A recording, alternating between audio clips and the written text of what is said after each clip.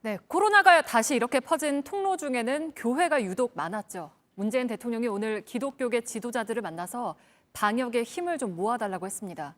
그런데 일부 참석자들이 예배는 포기하기 어렵다며 반발했습니다. 박민규 기자입니다.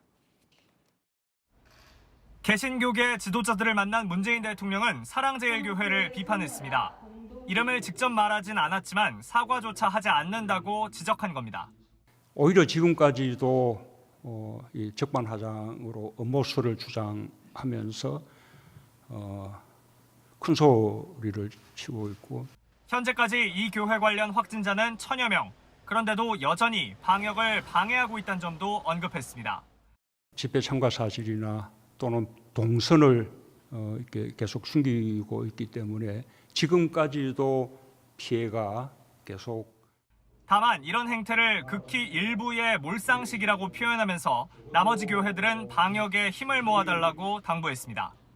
그 과정에서 대면 예배를 못 보더라도 감수해달라는 취지의 부탁도 했습니다. 하지만 곧바로 반박이 돌아왔습니다. 정부의 방역에 적극 협조할 것입니다만 교회 본질인 예배를 지키는 일도 결코 포기할 수가 없습니다. 그러면서 정부가 교회를 인증해주는 방식으로 예배를 제한적으로 허용해달라는 제안을 했는데 여기에 대해선 문 대통령이 난색을 표했습니다. 대신 문 대통령은 비대면 예배가 힘든 영세교회를 돕겠다거나 대통령 욕해서 기분이 풀리면 그것도 좋은 일이란 말도 했습니다. 이런 가운데 일부 개신교 단체들도 예배가 목숨보다 더 소중하다며 대면 예배 사수 성명을 발표했습니다. JTBC 박민규입니다. 네, 이렇게 개신교 일각에선 교회에 나와서 얼굴 보고 하는 예배를 포기 못한다면서 반발하고 있지만 신자들의 생각은 또 달라 보입니다. 한 설문조사에서 신자 10명 가운데 6명 정도가 정부의 종교 집회 자제 요청은 자유를 침해하는 게 아니라고 답했습니다. 이어서 강나현 기자입니다. 온 세상이 다 문을 닫아도 교회는 문이 열려 있어야 되고 목사는 목숨을 걸고 예배를 드려야 합니다. 목숨 걸고 대면 예배를 지키겠다는 일부 목회자와 달리 신자 절반 이상은 코로나로 종교 집회 자제 권고를 내린 게 자유를 침해하지 않는다 봤습니다. 한국기독교사회문제연구원이 개신교 신자 1000명을 대상으로 한 설문조사 결과입니다. 국내 코로나 확산 상황에 대해선 신자 10명 가운데 9명꼴로 심각하다 느끼고 있었습니다.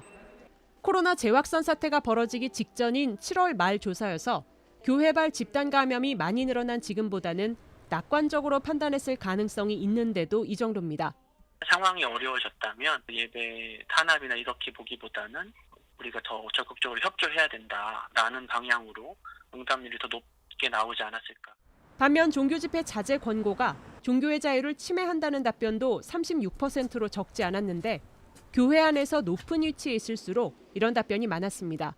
메시지를 전하고 목소리를 전하는 사람들은 기관의 단체, 장이나 어떤 총대를 맺고 있는 이제 소수인 거죠.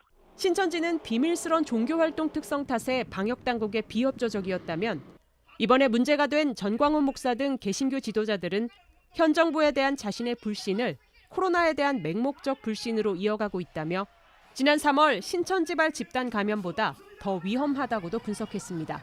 JTBC 강나현입니다.